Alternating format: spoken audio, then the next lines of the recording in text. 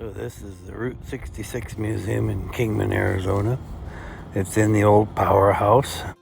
There's an exhibit for Angel Delgadillo, 98-year-old ambassador of the Mother Road. Still lives in Seligman where he was born. Pretty much an interesting story all on its own. It's a very nice little museum. It's been redone in the last 6 months, I believe he said. Everything's new and bright and shiny in there. Lots of photographs, lots of murals, lots of exhibits.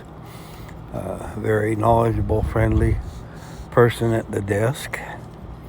It's a very reasonable price. It's $10, or it's $6 if you're a veteran or a senior. Plan on spending an hour and a half to go through it at your leisure. It's well worth stopping and going to. It covers pretty much from early native culture up through 50s and 60s, I guess you'd say. It's a lot of fun to go through. For me, it's nostalgic because I used to be on Route 66 when I was young, not so young, through the years, starting back in the 60s. Harvey houses were really something on the railroad. It was only the best, always just the best.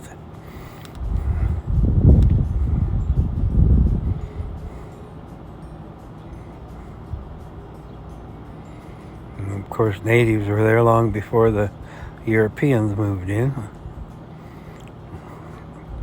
Of course, wagons were the early mode of transportation. This wall here is a nice timeline.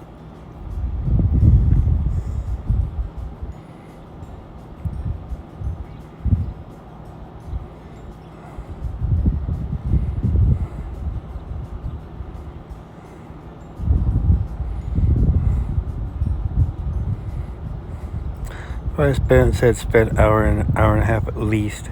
2 or 3 hours would be better. And take your time and read all this stuff. It really is interesting.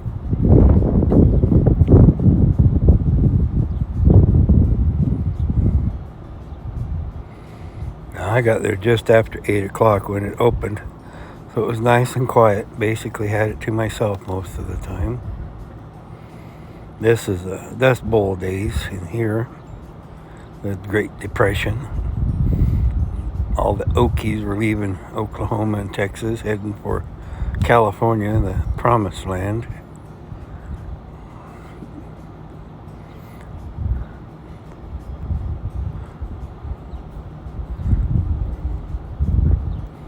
No, I'll not make any comments about California today.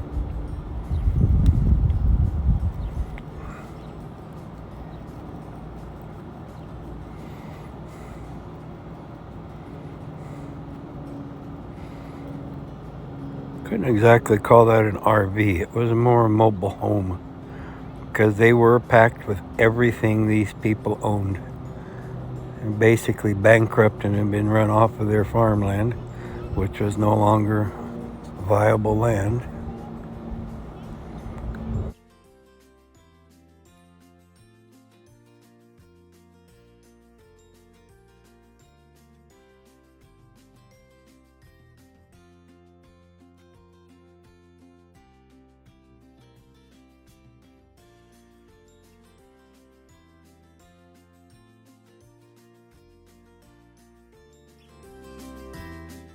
Well, I'll have to look this up.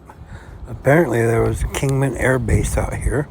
Not quite sure what all was going on during World War II.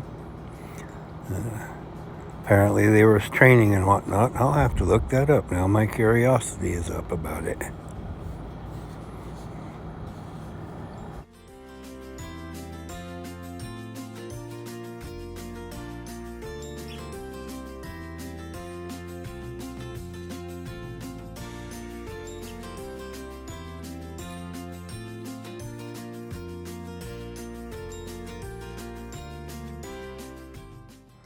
Now here we go, perfect for the 50s. Neon and a Studebaker. what could be more 50s than that? Those Studebakers nicely done. I don't know if canary yellow was a standard color or not back then.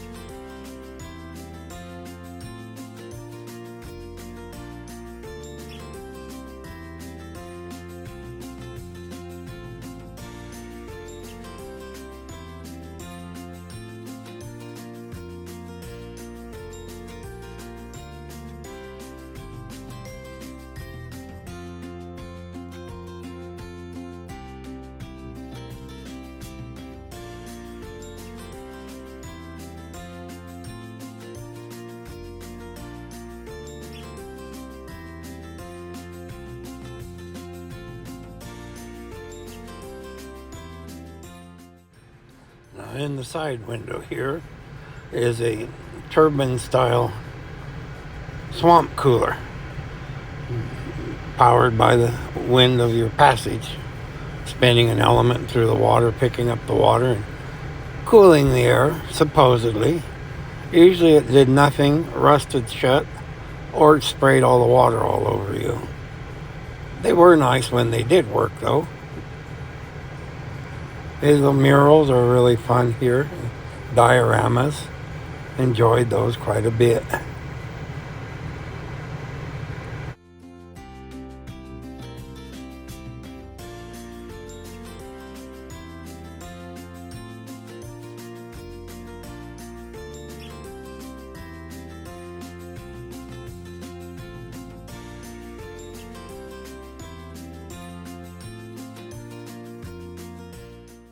There's more down here in the basement too.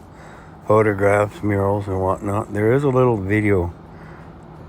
informative video room playing, but it was too dark to see. And there's also this bit of the original structure, the basement left exposed to columns and all the concrete. And then when you get on into the last of it in the basement, here is a collection of electric vehicles.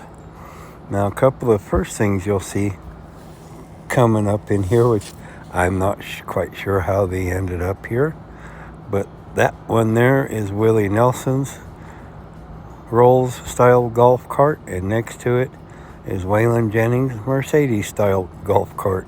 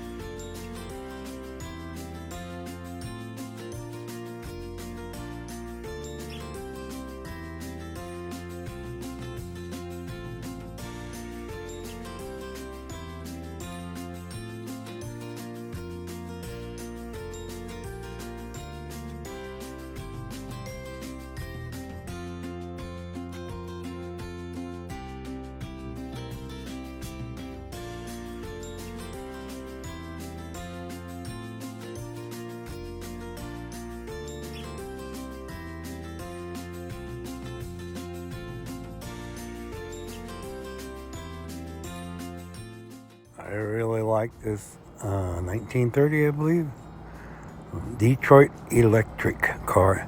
Very plush inside, very fancy.